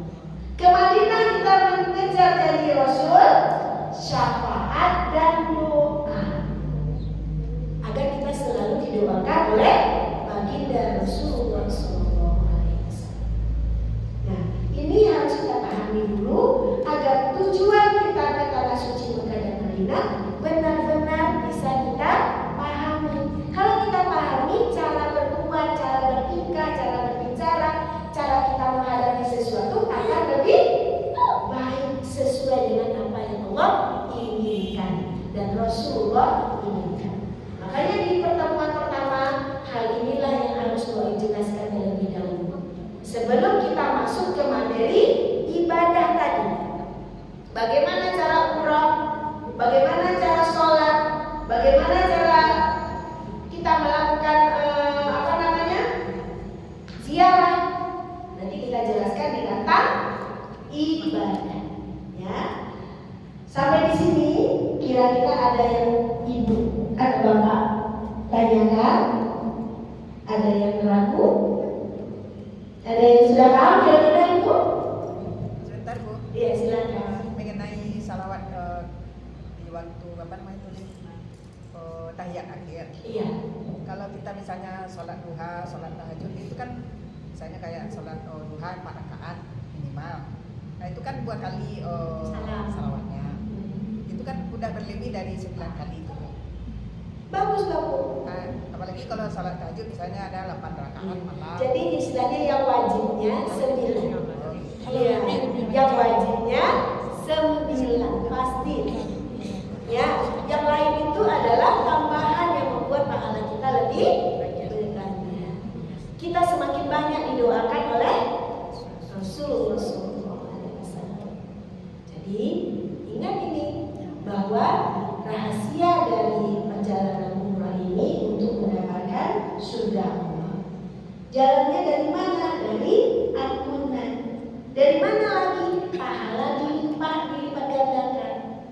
Ibu sholat nanti di satu masjid Nabawi 1 kali ibu sholat, pahalanya sama dengan 1000 kali sholat di masjid lain. Bayangkanlah pahala. 1 kali sholat di Masjidil Haram sama dengan pahala sholat 100.000 kali di masjid lain. Jadi kita ke tanah suci Mekah dan Madinah itu diantarkan Allah. Allah sedang mengantarkan kita ke suatu tambang. Kita ini dilestarikan sebagai manusia. Diantarkan oleh Allah, dipanggil. Sini kata Allah. Ini ada tambang nih. Tambang apa? Tambang berlian. Tambang berlian. Emas sebesar ini mungkin harganya 1 miliar. Ini kita ilustrasikan ya.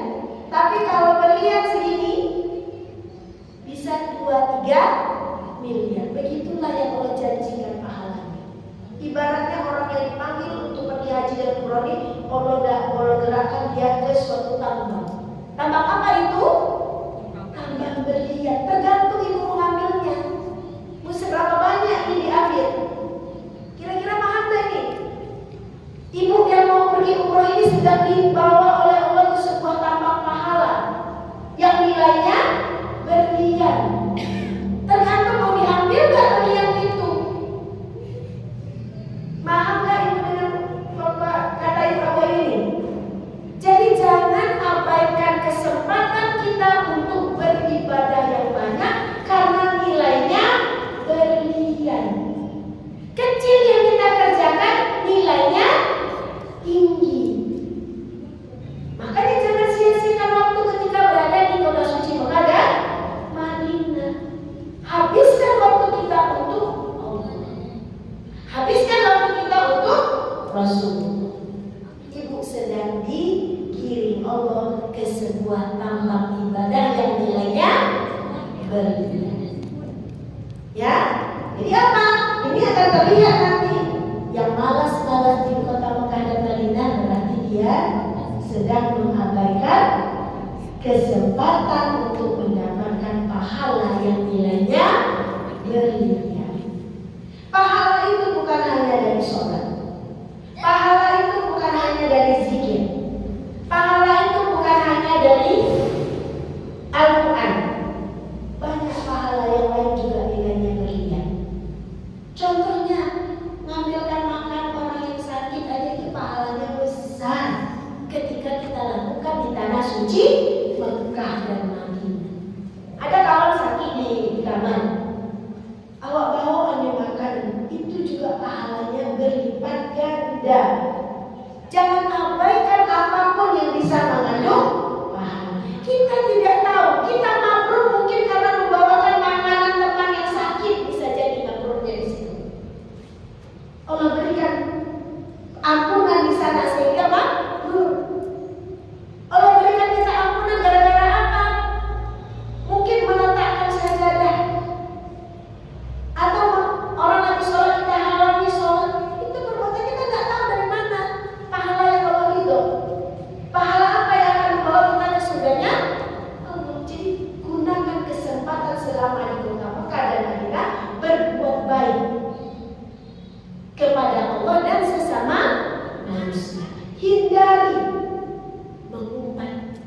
bersikap sombong, bersikap takabur. Jangan sekali-kali bawa ke kota Mekah dan Madinah. Sifat sombong dan takabur itu sifat yang hanya boleh dimiliki oleh Allah. Sombong dan takabur itu sifat Allah yang tidak boleh dimiliki oleh hambanya. Betul Pak? Jadi jangan dibawa ke Mekah, jangan dibawa ke Madinah. Sombong, takabur itu sifat Allah yang tidak boleh dipakai oleh hambanya. Yang kedua, mengumpat. Kenapa? Apapun yang terjadi di dalam perjalanan ini adalah hidangan yang sedang Allah berikan kepada tamu. Bu Ayu bukan sedang berusaha melindungi satu biro perjalanan sehingga nanti ibu akan mengumpat. Tidak, demi Allah tidak. Bu Ayu sudah berusaha agar bapak dan ibu menyadari bahwa perjalanan ini adalah perjalanan menemui Allah Subhanahu wa Ta'ala. Di mana perjalanan ini akan ada ujian dan rintangannya. Di mana hal yang bisa membuat kita menang, membuat kita lulus dari ujian ini apabila kita berangkat membawa satu, keikhlasan, dua, kesabaran, yang ketiga, rasa syukur. Jadi Bu Ayu kalau manasik sering bilang, ibu kalau mau pergi umroh bawa si ikhlas, si sabar, sama si syukur. Paham ibu? Ayo kita bawa si ikhlas, si sabar, si syukur. Untuk apa? Merayu si rahmat yang Allah adakan, yang Allah simpan di Masjidil Haram. Merayu si rahmat. Apa saja rahmat Allah? Nanti kita jelaskan. Apa wujud si rahmat itu? Ya? Apa yang kita bawa? Si ikhlas, si sabar, si syukur. Apa tugas si ikhlas, si sabar, si syukur? Merayu si rahmat. Di mana si rahmat itu? Di dalam Masjidil Haram. Allah meletakkan rahmatnya di dalam Masjidil Haram itu banyaknya 120 rahmat. Berapa rahmatnya? 120 rahmat. Bukan jumlahnya, tapi derajatnya. Berapa rahmat yang Allah siapkan di Masjidil Haram? 120. Gimana menguraikan 120 itu? Mata kita yang banyak dosa ini, bukan? Ini dosa mata ada apa yang akan dihisab nanti. Ketika mata kita memandang Ka'bah, Allah turunkan rahmat kepada kita. Berapa rahmatnya? 20. 20 ini bukan jumlah, ya? Berapa rahmatnya? 20 derajat. Ketika kita di dalam Masjidil Haram itu melakukan sholat, dapat 40. Kalau sholatnya tidak nampak Ka'bah. Jadi ada Masjidil Haram, kalau masuk ke dalam Masjidil Haram, tapi mata terhalang ke Ka'bah. Berarti kita cuma dapat berapa rahmat? 40. Apabila kita ke Masjidil Haram kita tawaf, maka Allah berikan kita rahmat 60 rahmat. Jumlahnya 60 tawaf, 40 sholat, 20 memandang Ka'bah. Ketika tawaf itu sudah pasti dapat 160. Karena kita pasti sholat sunat, tawaf sesudah tawaf. Ketika tawaf pasti mata kita memandang Ka'bah. Itu yang harus kita bawa pulang, rahmat itu. Kini ibu-ibu ingin kenal nggak sama si rahmat? Ingin nggak? Bapak bantu hidupnya, ya kan? Kan Bu Ayu kan tadi kalau berangkat bawa si ikhlas, si syukur, dia si sabar untuk merayu si rahmat tak bawa pulang. Nah kini waktu kenalan sama si rahmat, sepakat? Nah, Bapak bantu si rahmat tadi. Apa saja si rahmat tadi? Ya lah, berkenalan dari si rahmat tadi. Allah itu menyimpan rahmatnya di dalam masjid, di semua masjid. Allah simpan rahmat Allah. Istimewa satu-satunya yang membedakan dari semua masjid, Masjidil Haram. Yang lain tidak ada istimewa kecuali Masjidil Haram. Rahmatnya 120. Nah, kini yuk kenalan kita sama si rahmat. Apa saja rahmat Allah itu? Apa saja yang menjadi rahmat Allah? Pertama, Islam. Rahmatan lil alamin.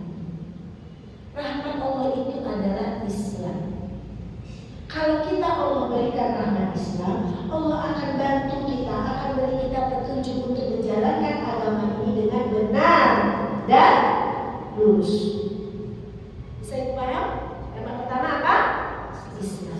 Kalau Allah berikan kita rahmat Islam, Allah akan beri kita jalan, Allah akan beri kita petunjuk, Allah akan beri kita pemahaman untuk melaksanakan Islam ini, tuntunan agama Islam ini di jalan Allah yang benar dan lurus. Satu. Apa rahmat Allah? Islam. Kedua, rahmat Allah Al-Quran. Kalau Allah berikan kita rahmat Al-Quran, maka Allah akan mudahkan kita berinteraksi dengan Quran. Kita akan dimudahkan untuk selalu membaca Al-Quran. Kemudian kita akan dimudahkan untuk mengamalkan isi Al-Quran. Akan Allah beri petunjuk. Akan ada jalan yang kita bisa mendekatkan diri kepada Allah melewati Al-Quran sebagai petunjuk. Ada berapa rahmatnya? 2. 3. Apalagi rahmat Allah?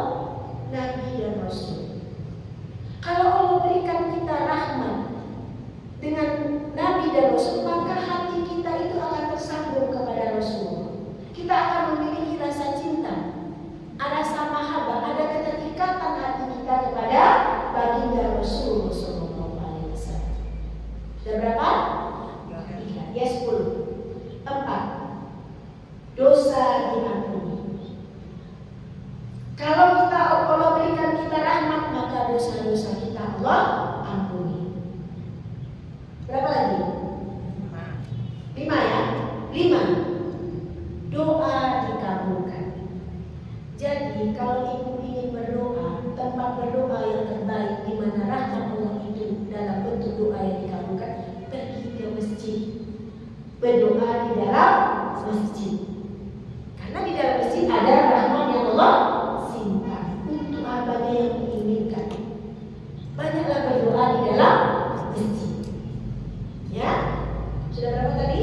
Islam, Al-Quran, Nabi dan Rasul, dosa diampuni, doa dikabulkan, petunjuk. Jadi kalau kita ragu dalam sesuatu hal, beribadah dalam masjid, insya Allah keluar dari masjid Allah berikan petunjuk. Ya, kemudian terhindar dari maksiat, terhindar dari maksiat. Kemudian kita ulang ya, Islam, Al-Quran, mahabbah ya, mahabbah terhadap Nabi dan Rasul, dosa diampuni, doa dikabulkan, petunjuk, terhindar dari maksiat, rizki dan nikmat. Kalau awal Rasul berada dalam rezeki, orang-orang siapapun di luar sana yang sedang terhalang rezekinya, banyaklah beribadah di dalam masjid. Karena di dalam masjid ada rahmat Allah dalam bentuk rizki dan nikmat. Memang uangnya tidak turun dari plafon, rezeki itu tidak turun dari plafon masjid. Tapi ketika kita beribadah istiqomah di dalam masjid, ketika keluar dari masjid, Allah akan berikan rizki dan nikmat. Hujan itu juga nikmat Allah. Sudah berapa tuh? Yang ke-9, istiqomah dalam beribadah, itu rahmat Allah. Kalau kita ingin istiqomah dalam beribadah, banyak-banyak beribadah dalam masjid. Karena Allah akan memberikan keistiqomahan kita dalam beribadah. Yang terakhir surga. Surga itu adalah puncak dari nikmat Allah, puncak dari rahmat Allah. Jadi kalau kita ingin mendapatkan yang 10 itu, ketika kita di Masjidil Haram, perbanyaklah ibadah merayu Allah agar diturunkan rahmat yang 10 tadi, agar kita mendapatkan 10 rahmat yang ada di dalam Al-Quran. Itu ada semuanya di dalam Al-Quran, ya. Jadi apa yang mau lakukan? Pertama, untuk ke tanah suci, bawa si ikhlas, si syukur, si sabar, agar si rahmat tadi tak bawa pulang. Kalau benar-benar itu rahmat yang 10 itu Allah berikan, orang yang pulang umroh itu seperti yang Boy katakan tadi, itu mabrur. Kenapa? Kalau dia berdoa dikabulkan. dosanya sudah diampuni. Dia terhindar dari maksiat. Dia selalu berdampingan, maksudnya dia istiqomah dalam beribadah. Dia selalu berhikmah dengan Al-Quran, memahami dan melaksanakan apa yang dituju dalam Al-Quran. Mabrur kan? Kalau 10 itu dapat, ke 10 itu dapat mabrur kan? Nah itu kuncinya. Makanya sedang kita mau pulang. Rayu Allah akan berikan rahmat itu kepada kita. Bagaimana caranya? Perbanyak ibadah di dalam Masjidil Haram. Agar rahmat itu benar-benar kita dapatkan ketika kita mengharapkan rahmat di dalam rumah Allah. Hal pertama yang harus kita lakukan, pelihara adab masuk masjid. Ya, jadi setiap ibu mau masuk masjid sekarang itu yang dipikirkan apa? Dapat rahmat. Jadi kita masuk masjid itu bukan sekadar masuk aja. Apa yang kita tuju dalam masjid? Agar Allah berikan kita rahmat yang 10 tadi. Jadi bagaimana agar kita mendapatkan rahmat itu? Pelihara adab masuk masjid. Apa kata Allah? Lu masuk rumah gua minta rahmat. Masuk rumah aja, masuk rumah gua kata Allah nyelonong aja. Adabnya tidak dipakai. Kira-kira dapat rahmat gak? Dapat rahmat gak? Lu masuk rumah gua nyelonong aja kata Allah. Ya kan? Bagaimana agar kita dirahmati Allah ketika kita beribadah dalam masjid dan kita keluar dari masjid, rahmat itu selalu menyertai kita. Gunakan adab masuk masjid. Sekarang yang sudah biasa dilakukan, bagaimana adab masuk masjid? Doa. Apa doanya? Ya, doa utama sedikit ya. Ini sebaiknya ketika kita masuk masjid, jangan nyelonong masuk. Biasakan masuk masjid berhenti dulu di pintu. Apa yang kita ucapkan? As-salatu wassalamu ala Rasulillah. Ku ucapkan sholawat dan salam kepada Rasul. Apa yang kita inginkan? Kita dapat doa. Siapa yang doakan? Apa salah satu doanya? Rahmat Allah. Benar nggak? Nah, apa yang kita ucapkan dulu? As-salatu wassalamu ala Rasulillah. Tahu tujuannya? Agar kita di dalam masjid dalam doa Rasul. Karena ucapannya saya mengucapkan sholawat dan salam kepada Rasul. Lanjut baru doanya. Allahumma ftahli abwaaba rahmatik. Ya, langkahkan kaki kanan, ucapkan berdirinya dengan Bismillahirrahmanirrahim. Ya, tidak boleh lupa. Orang udah pulang balik umroh, udah balik haji, masuk masjid masih nyelonong, masih dilepas. Ya kan? Sedangkan yang kita tuju dalam masjid adalah rahmat Allah. Apa doanya? Allahumma ftahli abwaaba rahmat. Ya Allah, bukakan pintu rahmat. Pintunya nggak satu, pintu rahmat. Karena rahmat itu yang 10 tadi, tidak satu. Tak boleh lagi. Oh, yang mana sih sama Bu Ayu kalau masuk masjid nyelonong aja itu enggak mendengar itu. Tidak mendengarkan manasnya. Apa yang kita ucapkan? As-salatu wassalamu ala Rasulillah. Allahumma ftahli abwaaba rahmat. Mengerti maksudnya kan Bu? Itu yang penting, maksudnya kan tidak. Bukan hanya ucapannya, bukan kalimatnya, tapi maksud dari kalimat yang kita ucapkan. Bisa dipahami? Yang pertama kita masuk memohon didoakan oleh Rasul. Dan kedua, Allah bukakan pintu rahmat karena saat tempat kita mendapatkan rahmat Allah itu di dalam rumah Allah. Apalagi masuk Masjidil Haram. Banyak yang nggak tahu masuk Masjidil Haram, keluar masuk. Akhirnya tidak mabrur karena Allah tidak berikan rahmatnya. Masuk rumah gua nyelonong, apalagi Masjidil Haram dan Masjid Nabawi. Pelihara itu sampai mati. Pelihara sampai mati. Masuk dengan langkah kaki kanan. Biasakan pertama kali yang kita lakukan di dalam masjid itu sholat.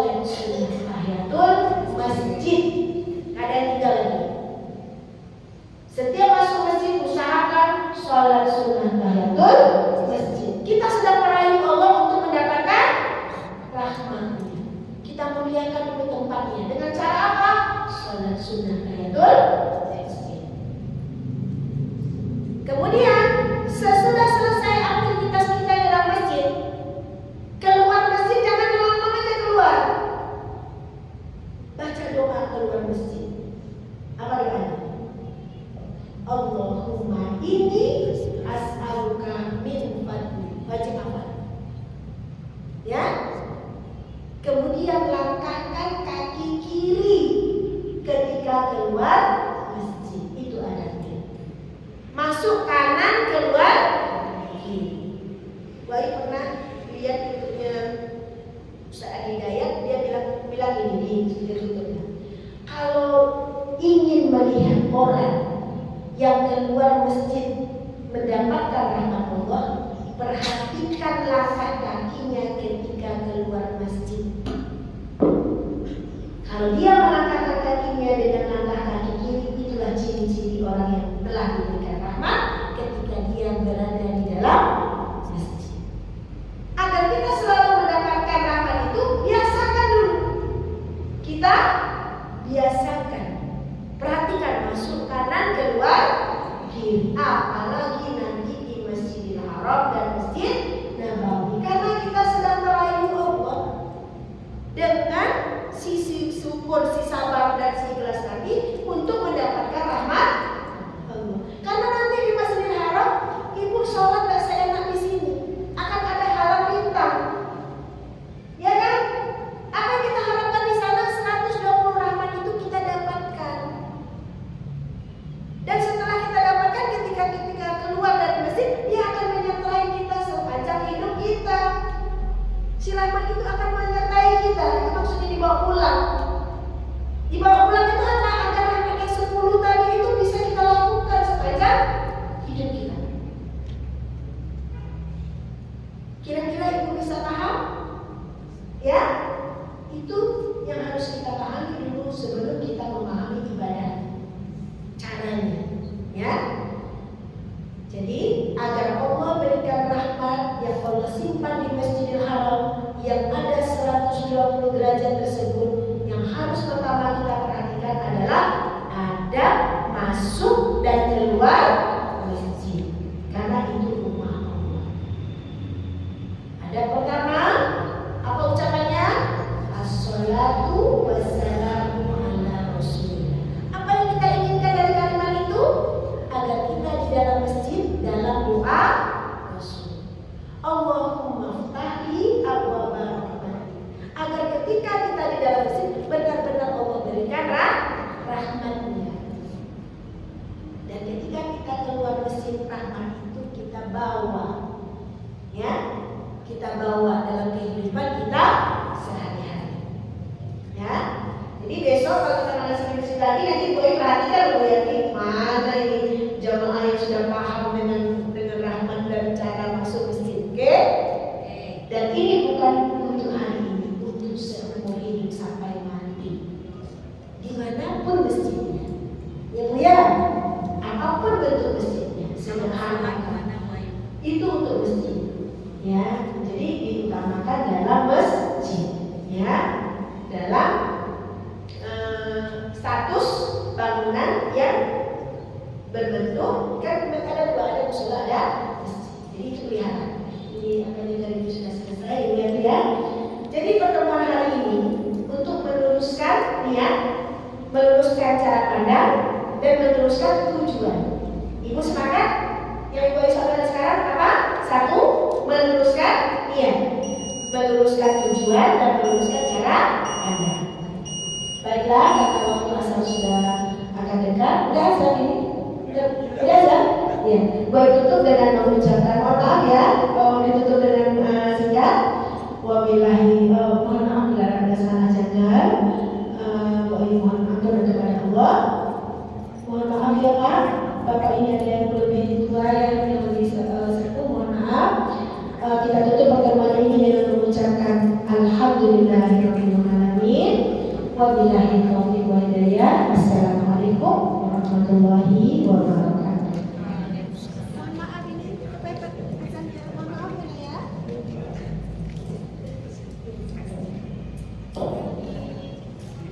makasih. Mulai kalau udah bicara nggak pakai berhenti soalnya. Keenakan. Nggak tahu yang dengar apa enak Manda nih. Kurang waktunya buat Insya Allah. Asal ibu mau manasik kewajiban. Yang penting ibu sediakan waktu, ya. Ibu sediakan waktu.